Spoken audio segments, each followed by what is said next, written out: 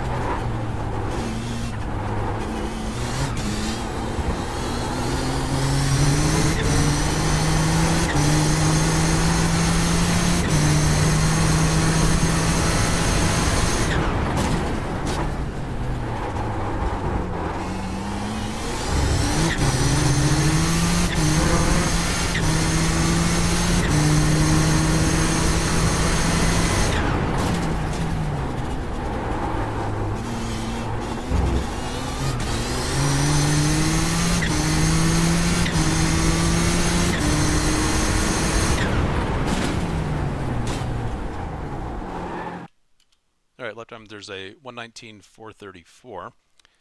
There's the optimals and the weather for this week, which is afternoon weather. So with default weather, I have a 105 Fahrenheit track temp. I think it's actually going to be a bit hotter than what we see on average.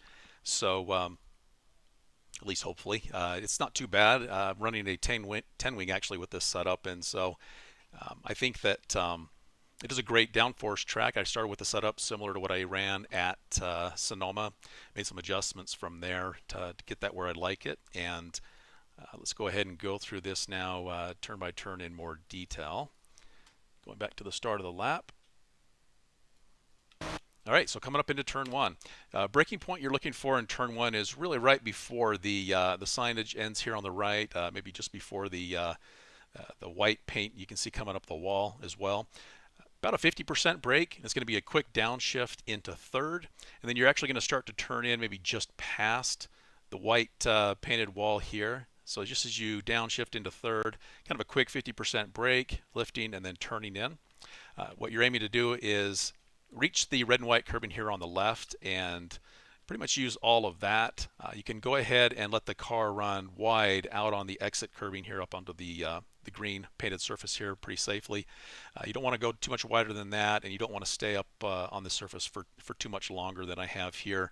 Pretty rough on the exit of that, but I think the key here is just to make sure that you're getting to throttle just as you come off the curbing here, and be able to get to full throttle as soon as you can.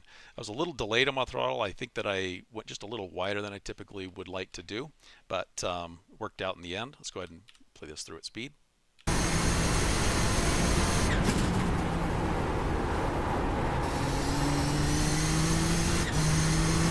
All right, so coming into turn two, threshold you're looking for is to get to maybe about another 50% or so brake, right about where you can see the gravel trap start here on the left-hand side. So there's about 50% brake, and downshift from fourth into third here. And as you turn in, you're kind of aiming to, again, reach the red and white curbing here to the right. You want to get a nice early throttle coming off the curbing here, and so the closer and tighter you can get to the curbing here to the right, the sooner you can get to throttle and ease into full throttle. Actually get to full throttle here pretty quickly once I've gotten back to throttle. You're going to want to let your speed carry you all the way out to the curbing here. If you're not coming all the way out to the exit curbing to the left, you may not be carrying as much speed through here as you can. And then from here on out, you should be able to maintain full throttle all the way down into turn four. So let's play that through at speed.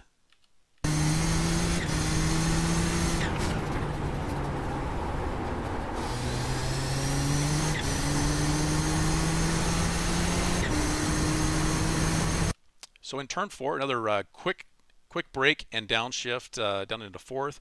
You're going to brake somewhere between the two access roads here on the left. So you'll see the light brake about 30% is all. and then just downshift, and then you're really turning in right at that same point as well. So quick downshift and turn in, and aiming to get over to the right. You don't want to use any of the curbing here, the taller curbing here to the right, but you want to use the red and white curbing as much as you can, and then getting back to throttle, full throttle real quickly off this curbing, and you're going to maintain full throttle from this point all the way down into the first chicane. Now on the exit of this corner, you actually can run out into the gravel here a bit, drop a tire off into that without an off track. So you can see how much I actually get off into the gravel there, and there's no off track for that, but able to maintain full throttle all the way through. Let's play that through.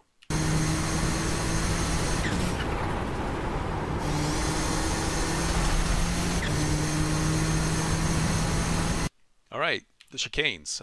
My favorite parts of the track, honestly. I actually used to hate chicanes, and the more that I've gotten used to them, and I think I didn't like them because I wasn't good at them, and so I think I've learned how to better handle or better control the car through chicanes and set up for a good exit through them. I think in general, the thought process with any chicane should be to maximize your speed on exit off the second corner of the chicane.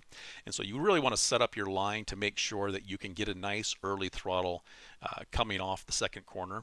And so now in this particular chicane, in other cars, you can actually pretty safely turn in and actually barrel right up over the right-hand curbing here just before the off-track limits without too much trouble. In this particular car, I don't like to do that. I actually notice some instances where damage could occur here on the second corner, and so I actually had adjusted my line to make sure that I could still get to throttle coming off the first corner here. You can see me on throttle already at this point, and be able to continue easing on throttle without having to lift. Now, to make sure that you're not lifting, you just want to avoid taking too much curbing here on the right. I actually took just a little here. I actually like to maybe avoid even more of it to make sure that I'm not at risk of having to lift. The common passing zone that happens here is when a mistake is made here on the chicane that causes either a lift or a slight loss of control and running too wide here on exit. The curbing here on the left, red and white curbing there for a reason, and it's pretty common for the car to run all the way out to the left here to get a nice exit from the chicane that points your car out toward the left-hand side of the road here to maximize your exit speed. A good, nice straight line exit toward the left-hand curbing. And so if you're running all the way out to that left-hand curbing, that's fine. That's actually typical that you're using all over the road there on the exit. So as I'm braking, let's get back to the braking point. Right around where the red and white painted wall here on the right begins is about where my threshold brake point is, about 80%. Now actually, my braking is a little lighter than it should be, and so you're going to see me modulating brakes a bit here, having to kind of return to braking a little bit to get the car down to speed. So I think I could have improved that by just braking a little harder initially than I did, like I say, about 80% or so, and then easing off from there as you kind of trail off into the corner. Now you can take all of the red and white curbing here on the left, but try not to run up into the taller sausage curbing here on the left. That will actually unsettle the car quite a bit, but you definitely want to use the red and white curbing, get the car angled in so that you're straightening out your exit. You can get on throttle just as you round the first corner, and then continue easing on throttle from there, straightening the car out, avoiding the curbing to the right to make sure that you can keep that speed up and commit to full throttle all the way out. So let's play that through at speed.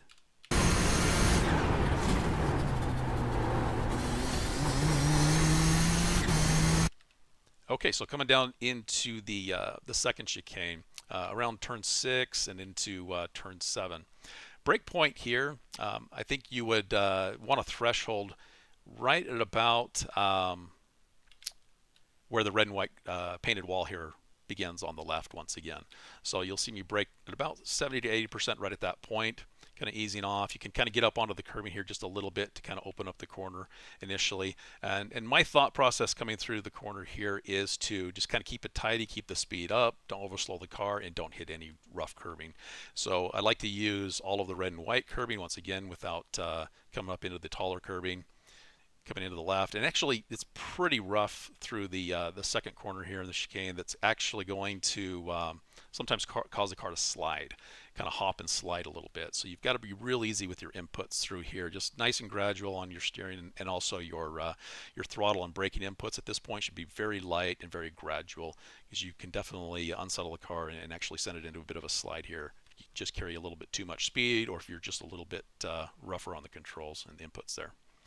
And then as you come around the final corner, again, avoiding the tall sausage curbing here to the right, you can get pretty close to that, but try not to turn in too much. You can actually get a little loose here on the exit of the corner, where you might have to kind of make a snap correction to the wheel to catch it.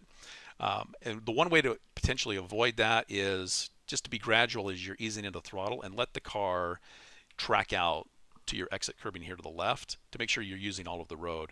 One of the mistakes I was making earlier on was to kind of cutting it tight through here and continuing to keep the turning radius tight and not opening up the steering soon enough. Just let the car track out. So opening up the steering, let the car come all the way out to the red and white curbing here, and that can potentially save you a spin that might happen there if you're not using all of the road. So let's play this through at speed.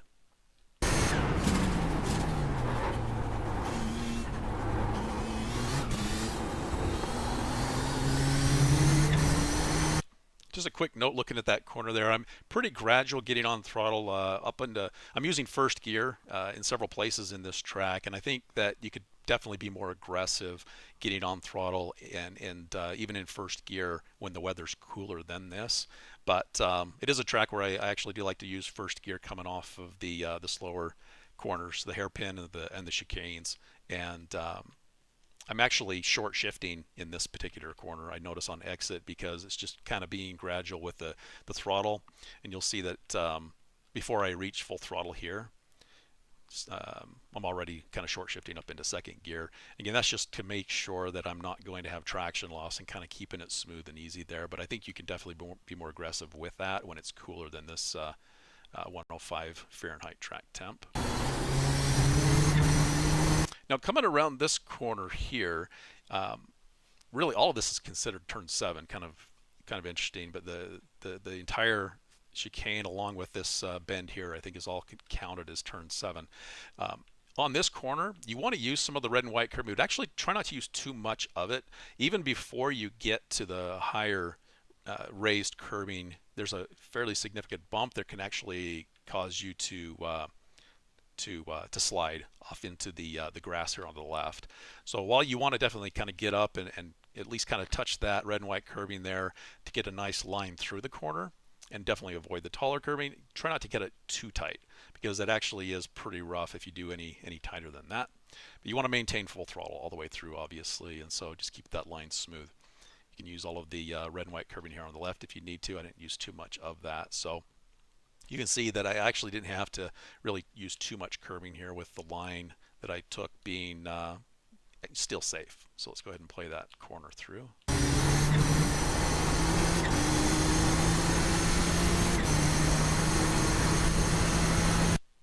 Okay, so coming down into turn 8, the 100-meter board is your threshold brake point, so you're going to have about an 80% brake right at about that point. Keep the car to the left, be patient on turn in. You want to use all of the road here to kind of help maximize your mid-corner speed. So you can see me kind of keeping it there to the left, trailing off the brakes, and now turning in. And you can actually aim to use all of the red and white curbing here to the right. Too much more than that, and actually getting up into the dirt is a little bit bumpy. So I didn't use much of the curbing here. You can actually use all of that or even more than that, and maybe overshot that just a bit, but it was still okay getting on throttle on the exit. You really want your goal to be just as you round the midpoint of the corner here to start rolling on throttle just at that point. So there's the throttle point, easing on throttle all the way out and using all of the exit curbing. Straighten it out. There is a point here on the exit where, depending on the amount of rotation that's still happening, you can get some oversteer here on throttle. So you do want to be careful. And in general, in most hairpin type corners, I find that as long as you're not exceeding about 50% or so throttle in this car, so as you're rolling on throttle and you're still turning pretty heavily, around 50% or so. Keeps the turbo starting to spool up there, which is good because you don't want it kicking in all at once. So it's actually good to have that nice steady 40-50% throttle as you're still turning. And then by the time you've kind of unwound your wheel here, straightened out the car, you can now ease past that 50% point, and this turbo isn't going to spool up so suddenly that you're going to have traction loss at that point. So just another real key point in maintaining control of this car. Let's play that through at speed.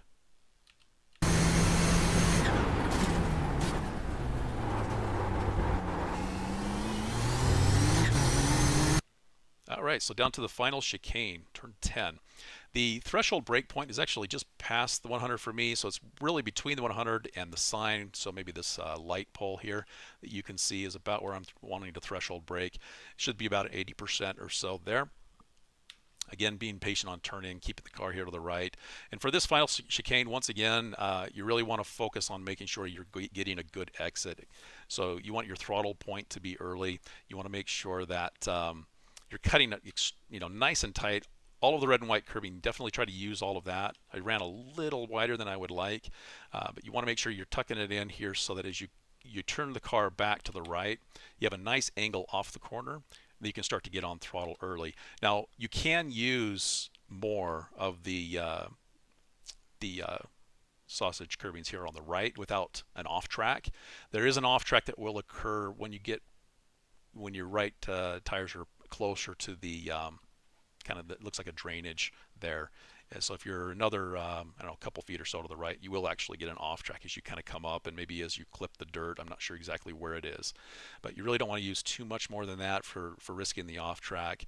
You can kind of lightly touch the curbing here on the right on the exit. Doesn't unsettle the car too much, but you want to make sure that you're getting real close to where the dirt patch is here on the exit of the corner, because you do run out of road pretty quickly here on the left. You want to be on throttle already, letting the car track out as you straighten out all the way out to the exit curbing there to make sure that you can get a nice nice exit speed down the front straight. So let's play that through at speed.